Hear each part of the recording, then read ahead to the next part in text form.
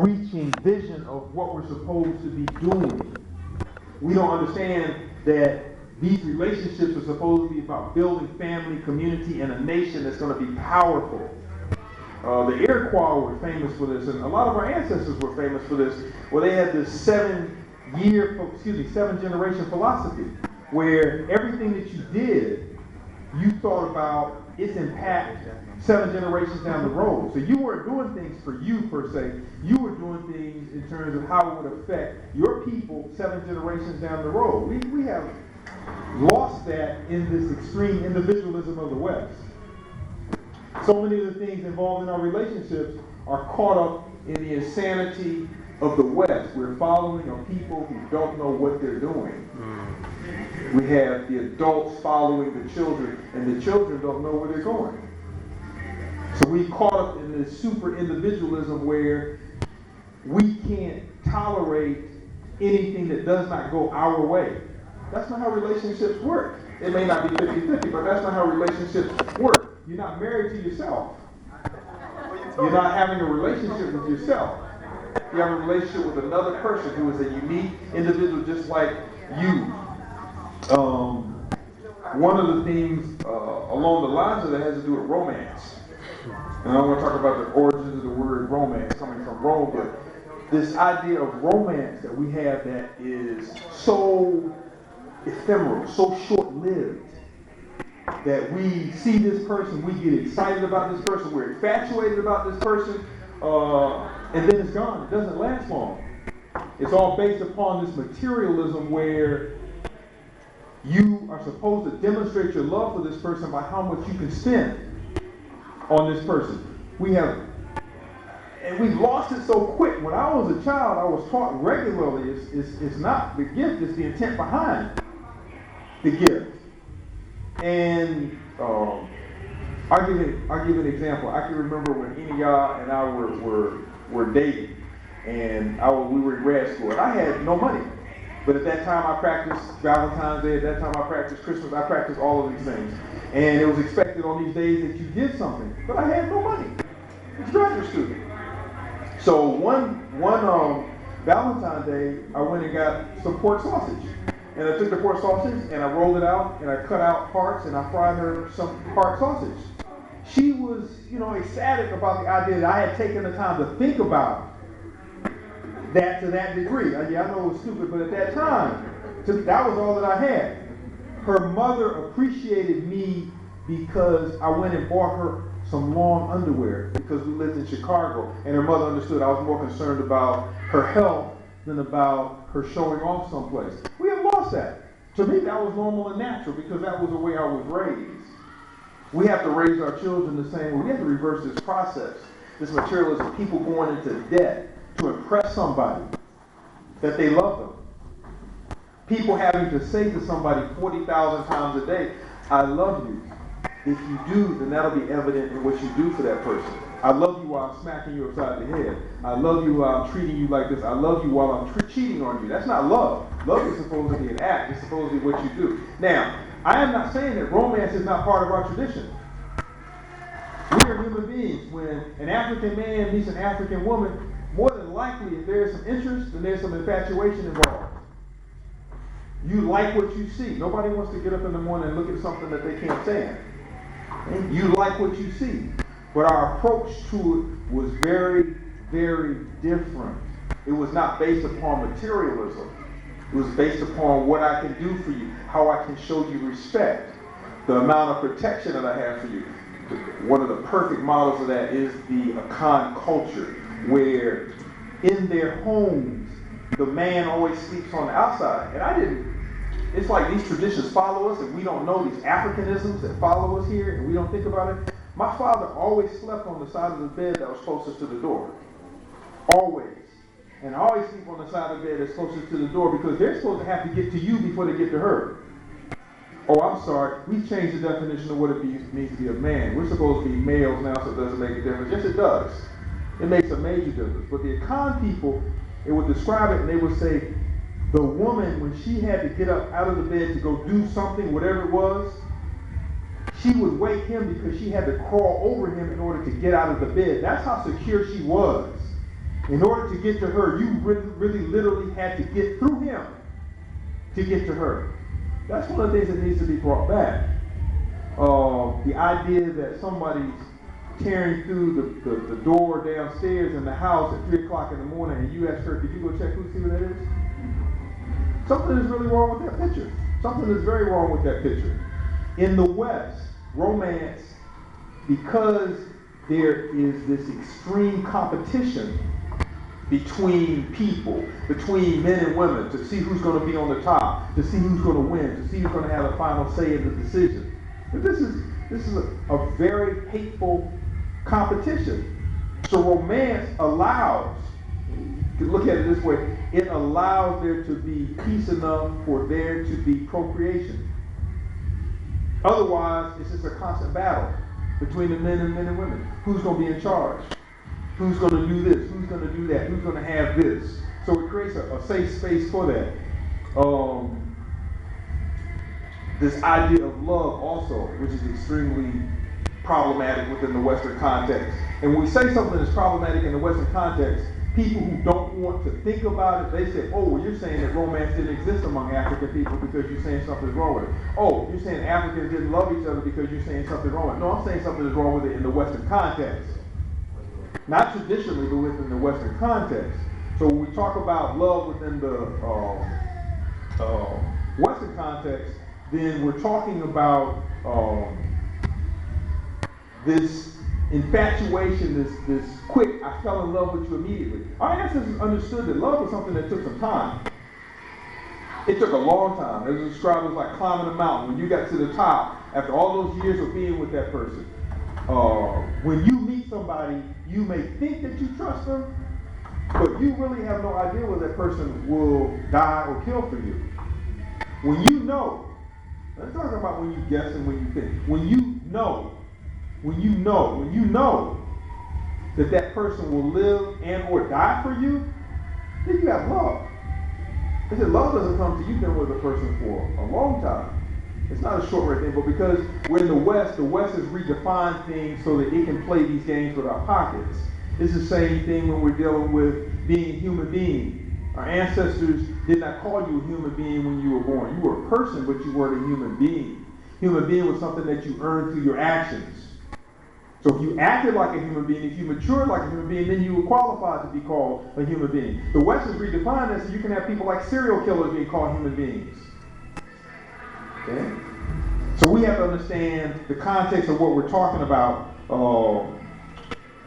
the difference between Western society and African society. In case anyone is confused, I'm an African, and I'm assuming everyone else here is. And if we're calling ourselves Africans, then that ought to be the tradition that we look to in terms of defining who we are and what we're supposed to do and how we're supposed to act. No one else's tradition will suffice. No one else's tradition is correct for us. Europeans don't look to African traditions to figure out who they are, who they're supposed to be. They look to their ancestors. We should look to our ancestors accordingly. I wanted to start this out a little differently. When I was in D.C. doing a lecture earlier this year, the brother who invited me over and his compliment, I stayed at their house, and they were having a disagreement, and they were like I can't detect disagreements between couples. I've been married for about 27 years, so I know when something is up. And they were trying to keep it on the, I don't want to say down low, because I take it somewhere else. They were trying to keep it undercover. And so I said something to Baruti, and he looked at Antu, which is her name, and he said, I said something about you two make such a nice, I was trying to change you guys make such a nice couple, you know, blah, blah, blah. And he said, yeah. He said, I love Antu, sometimes I like her. And I said, now that's an understanding. That's something that people who haven't been with somebody a long time don't understand. I say the same thing about my wife. I love her to death. Sometimes I even like her. We have to understand, and that's not something that's a problematic, because she'll say the same thing about, she'll probably say, I love him to death, and maybe sometimes I like him. Okay? So it's the idea of love in our tradition is very different than it is in the West. And the idea of what you expect from someone else, how you're supposed to respond to someone else is very different in the West. Now, Brother Kalanji asked me to talk about things that make relationships last in our community. And I really, at first, didn't want to do that. I wanted to talk about some of the, and I am. I'm going to talk about, I don't know how much time I have, but I'm going to talk about some of the things that we need to think about. So it's going to be sporadic, but some of these things are important to me. The West raises men to look. It's raising women to look now at any and every female who walks by. I remember teaching the class at Morehouse, and there was a sister who was walking down the hallway. You know the sound of sister's shoes is different than the sound of brother's shoes. You got the heels, right? And I'm sitting there watching the class, and this is a class on relationships, so I'm looking at the brothers. I know what's going to happen. And as soon as she stepped into the doorway to pass our doorway, she wasn't coming into the classroom. As soon as she passed, all the heads went. They're trying to pretend that they're paying attention to me, and every single head in the class turned to see her as she passed by the door. Every single solitary one. We somehow get the impression that once we get married, once we find that one, once we fell in love, all of the behaviors that we have cultivated so well over our lives are somehow going to stop. They're going to change. Everything overnight. It's like instantly you're going to lose your eyesight, and you're not going to look anymore. And we don't understand that that's not the way that we work. So if you have spent your life cheating, that's really where I wanted to go. If you have spent your life cheating, I really don't care who she or he is. You're going to find your way back, unless there is a major concerted effort to stop it. You can't just assume that because I found this one, now everything is going to be fine. I'm not going to look anymore. If that was the case, then how come over 60% of the people who get married in our community end up in divorce? It's well over half in the community in general, but over 60% in our community, and that's probably an underestimate in terms of the number of people who end up getting divorced. And we're not, that's not being messed up by the number of people who get married, divorced, married, divorced, married, divorced, married, divorced. That's still a standard, and the standard is growing. When I was in graduate school, it was like 52, 53% of us. Now it's well over 60% of us who get married end up divorced. And a lot of times it's because we come into relationships with the wrong ideas about ourselves and the wrong expectations. And when there are divorces, and now I'm sort of talking off the cuff, when there are divorces, it's not one person's fault. It's not one person's fault. Well, let me put it like this. Very few times is it going to be one person's fault. It's always the person's fault if they put their hands on you. That's a given. But if we exclude that, then you got two people, it takes two people to tango. It's two people who have some kind of issues that's not allowing them to get together.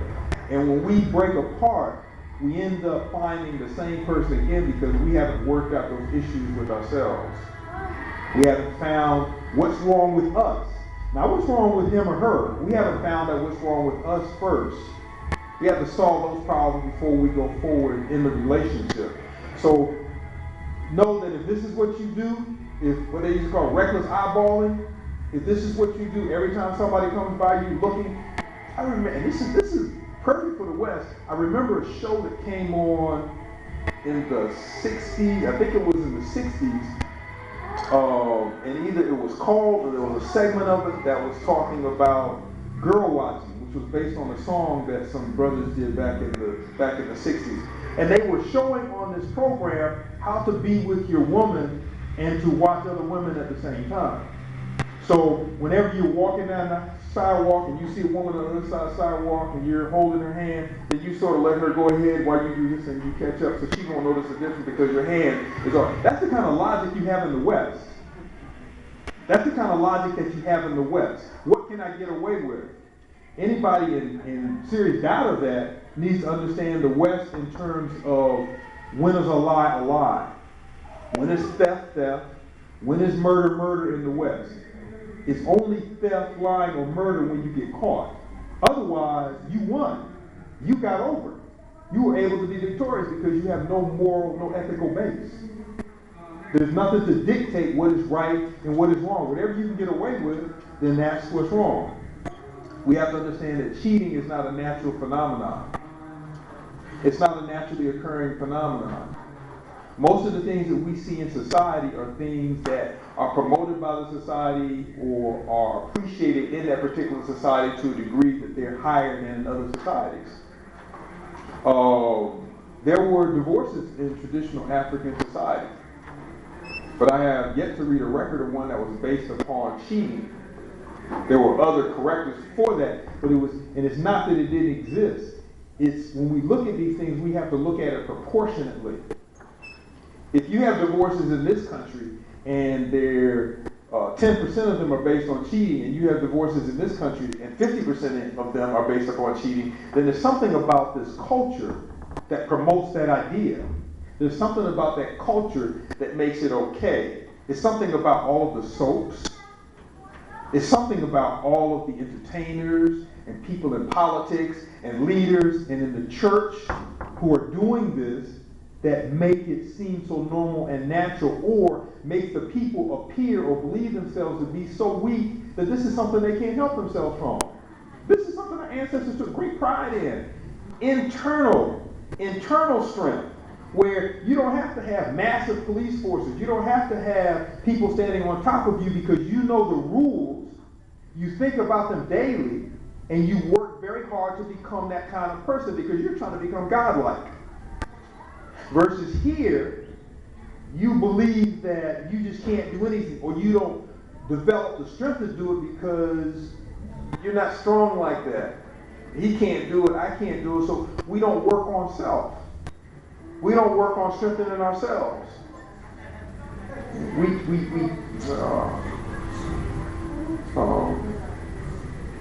Thinking about those people who I know who have been married for 30, 40, 50 years without major incident.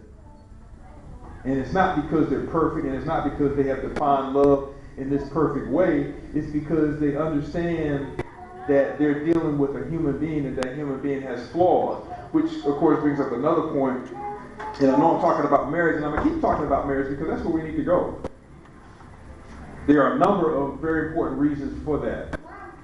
But marriage is a place that we need to go because marriage is the foundation of the family. We come from a family-centered, child-centered people. These were the most important priorities for us. When you look at African people today, we have more extended families with all of the destruction, all the chaos in our community. We have more extended families than any other people on this planet. On this planet. And to me, that's a major, massive statement. Marriage is what we have to build because marriage is the foundation of family. It's stability. It's stability for the adults. It's stability for the children. And in the West, it provides a buffer for the female in particular if he decides he wants to go. Because she has something legal. I was always talking about the brothers, and I'm not bad. Well, I can't talk about the brothers because I'm a brother. It's like sort of like family. The brothers who don't want to get married because of all of the other stuff that goes along with it, and I don't want to get locked up in the system, and I don't want to do this, and I don't want to do that. There are reasons why that occurs. There are reasons why you're supposed to have a marital relationship. We go back to another one of the reasons why we need to think about what we have done beforehand in terms of changing it. There's a brother in D.C. made the point that a whore, male or female, does not make for a good marital partner because that individual is going to find somebody else in that relationship. Okay. Now, I would like to go through a short list of things that'll help people, I think, if they think about it, if they really want these things to work, if they're building for the right reason. Then again, something else has occurred to me in terms of what's an issue. Lying. When I was in school, now I'm sounding old. When I was in school, very few children in the classroom lied. That didn't mean, I'm talking about in terms of when the teacher asked them something. or for homework or what have you. You didn't have a lot of children lying about it. I'm looking around now, and the vast majority lie. Also, the vast majority of them curse. And it's not because they raised themselves in this world, so we're not looking at them as bad children. We're looking at the society that they were raised in. Now, let's fast forward this about another 20 years and see what the interaction is within the relationship between the man and the woman in terms of being able to tell the truth to each other. If you're in a relationship with someone and you can't trust them to tell you the truth, then you don't need to be in that relationship. If you're with someone who you can't trust, then you need to get away from that individual. That's extremely important. Okay, now, what makes relationships work? Another lecture. Yeah, that's another lecture, or it's a non-lecture. The first thing I tell folks is do your work. I have talked to so many brothers who are conscious or consider themselves conscious. I've talked to so many sisters who are conscious, who consider themselves conscious, and they're looking for a man, or they're looking for a woman, and they are serious. They're not playing around with it. They are looking for a compliment. And my first advice to them, which doesn't really set well to many, is to do your work. If you are doing nation-building work, if you are doing work to assist your people, if you have found your talent and you're using that to benefit African people and build the African nation, then whoever you're supposed to be with should be there doing that work too. So that issue is resolved. That umbrella issue is resolved. Because if that person is doing the work, you know where their heart is at. The other little stuff, where you're going to live, how many children you're going to have, all the rest of that stuff, that becomes minor to doing your work and being able to find somebody who you can trust and who you want to be with for the rest of your life. Because you're not going to have a life that's not full of a whole lot of difficulties. You're not going to find somebody, and if you know a couple and they've been together for 6 months and they haven't had an argument, something is wrong. Something is really, really wrong with that relationship. Because people have differences. Just like you argue with your friends, you're going to argue with whoever your complement is. So when we're talking about finding someone who we can have a shared vision together. If it wasn't for the vision that Enia and I share, we would have broke up a long time ago. We would have broke up a long time ago. But that overrides a lot of the stupidity.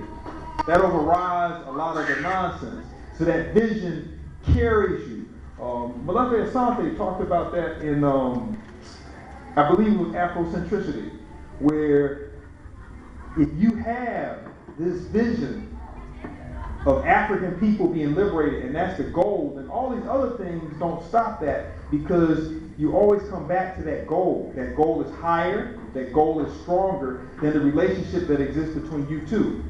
So the tremendous trifles and all the rest of that is not going to stop you from that goal. We need to redefine romance. We need to redefine it in African terms. Yes, we might want to give her flowers. Yes, we might want to give him whatever. But we need to take it out of the context of capitalism. We need to take it out of the context of buying this other person, because that's essentially what you're doing. The same thing a lot of people do with their children. They don't discipline them. They buy their compliance. They pay them to do what they're supposed to do. And when you no longer have that money, then you have a child that's unruly. You have a child that you can no longer control because you can't pay them, versus having an internal discipline. When we're talking about romance, then we have to talk about things that are non-material. Someone earlier asked what Bibi Fahodie was before this. There is a tree term for I love you. Medowo. Medowo. So every night before we go to sleep, I say to Inya, Medowo and Bibi Fahodie. African liberation, I love you.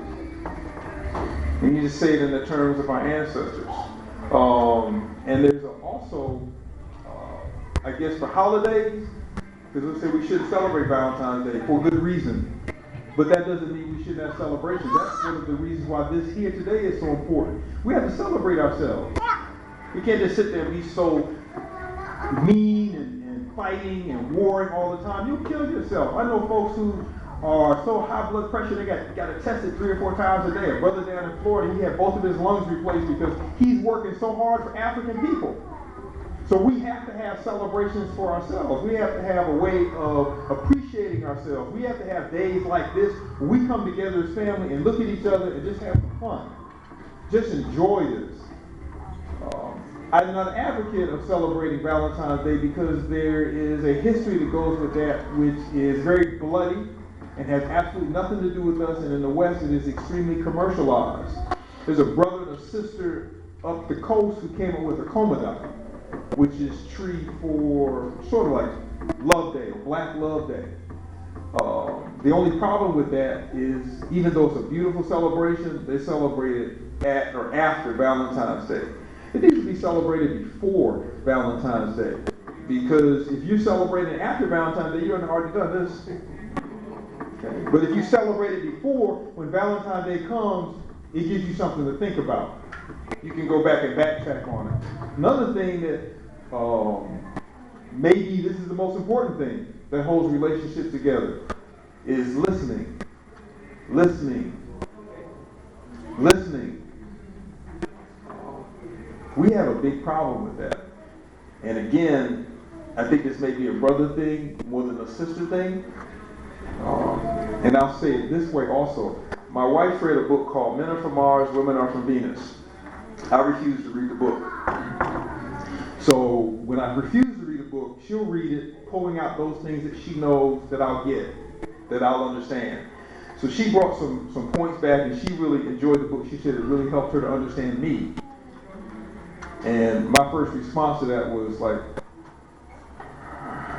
I wasn't very happy with that. But she explained what helped her most in that book was whenever something happened, whenever something needed to be done, whenever there was an emergency, I didn't want to talk about it. She wanted to discuss it. She wanted to talk about it. She wanted to flesh it out, as they just say. She wanted to see all the angles of it. She wanted to see and then come to a conclusion about what to do. I just wanted to know where he lived.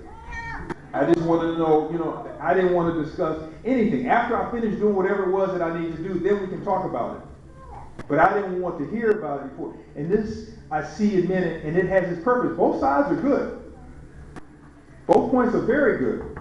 Because it's important to be able to understand what went wrong so that when you do whatever it is that you need to do, the correct thing is done. And sometimes you don't have time to wait to discuss it to do what needs to be done. Sometimes what needs to be done then.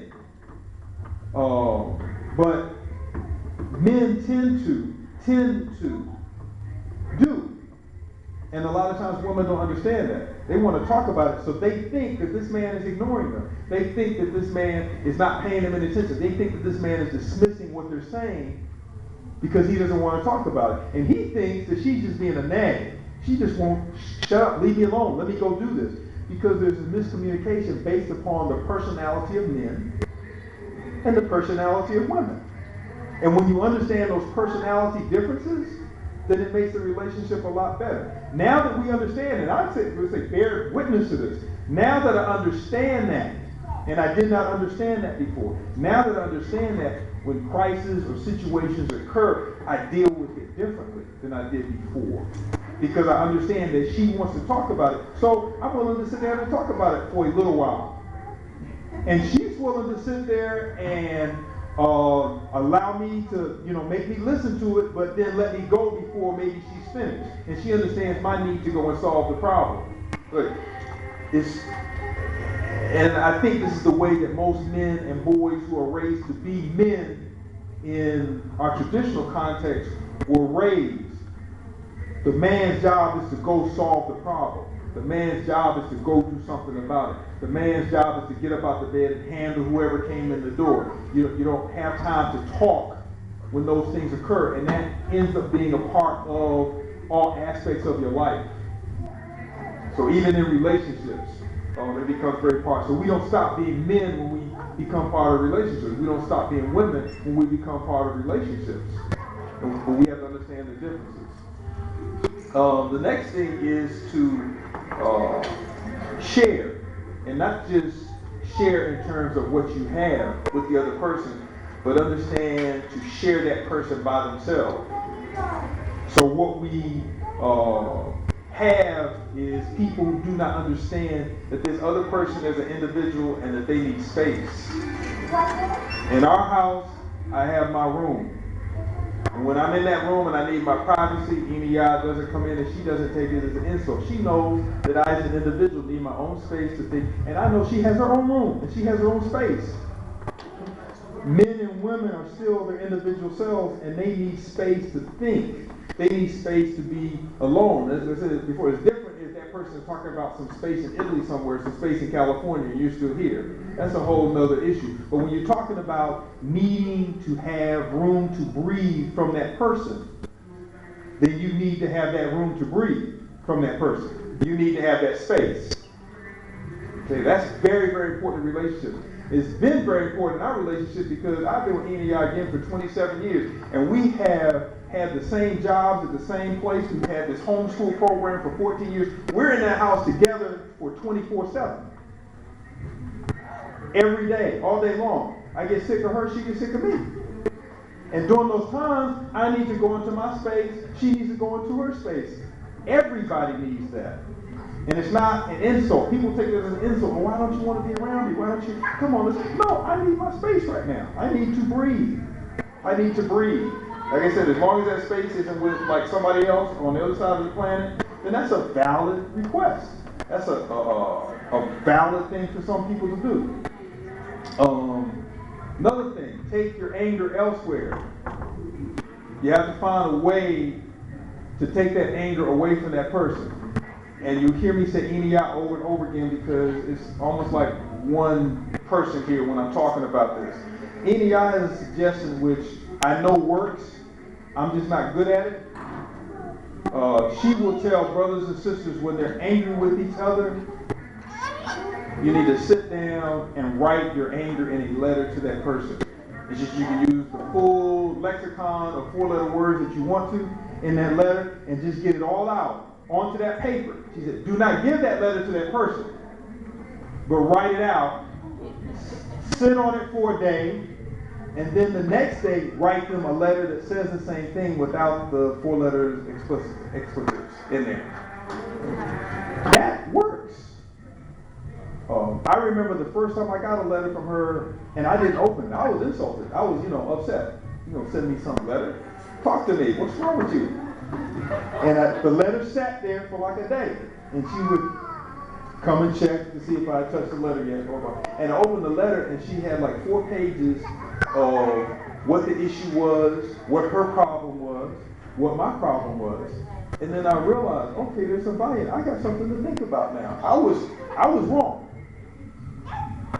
But to have it explained to me in such a way that I love you, but you are really being stupid right now, that carries a whole different weight.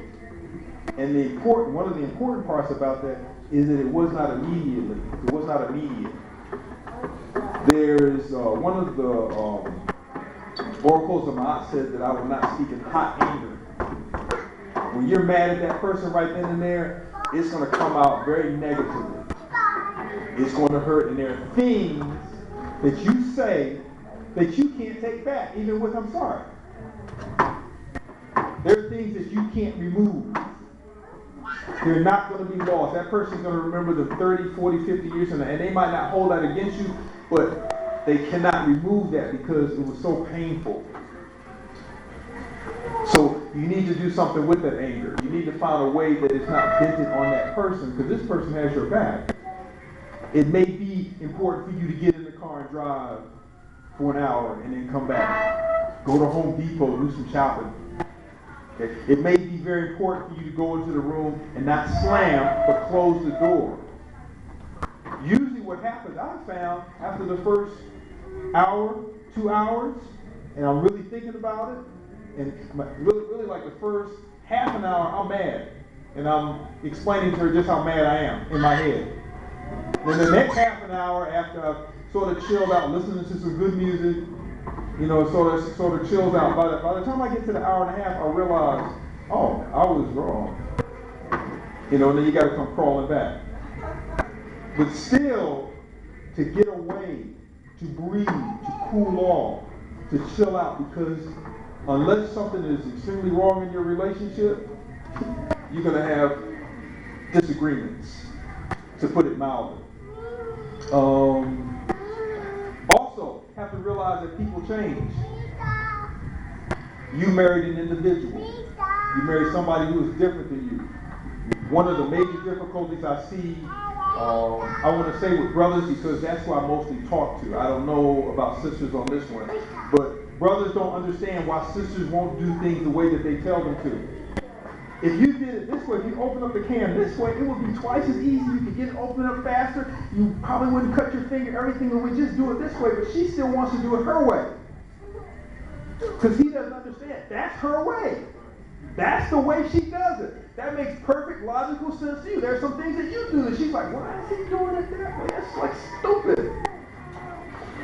We are connected to individuals who were brought up in a particular way, and they know themselves, and they know how they like to do things. Oh, which brings me back to another point. I received a card one time from my mother that said, half of being smart is knowing what you're dumb at. When you are looking for a compliment, then the first thing that you need to do is a self-evaluation. You need to figure out what you're good at and what you're not good at, and you need to find somebody who can fill in some of those blanks of what you're not good at. Because you're looking for somebody who you can work with. You're looking for someone who you can grow with. You're looking for someone not to complete you, but who you can do better stuff with. But the first step in that is figuring out what you can't do well. Figuring out what you're bad at. I'm bad with money. You give me $1,000, it'll be gone tomorrow. So I needed to find someone who knew how to manage money, who knew how to take $5 and make it spend like 20. My father was the same way. When I was a child, I could not understand why this man, be a child, a little boy, I did not understand why he would go to work and he would come home once a month and give her his check. And then she would give him a weekly allowance. And I'm like, something's really wrong with this picture. When I turned 17, I understood why he did that. Because I never had any money, but I'm working. She was able to buy him a brand new Volkswagen Super Beetle in 1971 cash. He was able to pay for a house in 11 years because she knew how to handle money, and he knew that he didn't. So when he handed her that check, it was based upon trust. He didn't have to look and see what was in the bank account. He didn't have to look to see what was going on with the money. He didn't have to worry about whether he was going to have food to the end of the month. He knew that she knew how to handle money. I wonder if there's a relationship between that and African women being the primary controllers of markets in our traditions. I wonder if there's a relationship between those two things.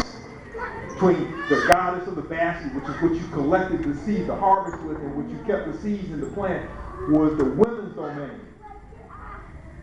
So we have to look at what it is that we're not good at in assessing who we want, and we have to be serious about that. I'm not talking about you got a checklist and you go down, okay, are you good at this? No, bad, okay. No, are you good at this? No. But you need to know, at least generally, what you are looking for, what you need. What you need in your life so that you can have a better life.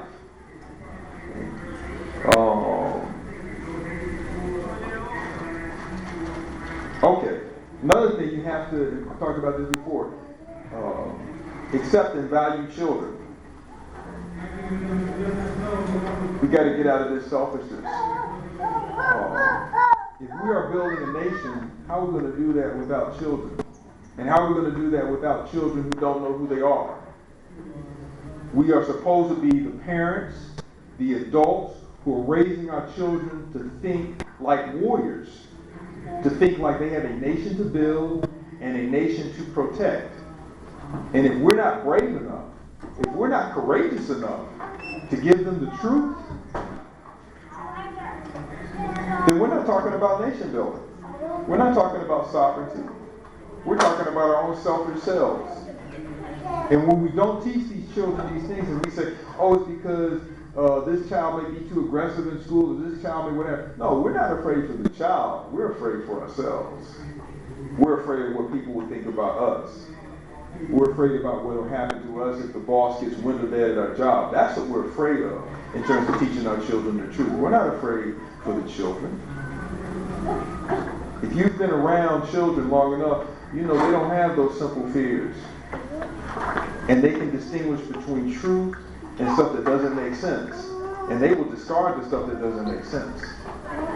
And knowing the truth does not turn them into beasts. Knowing the truth does not help them and turn them into haters. My daughter is one of the most loving people on this planet.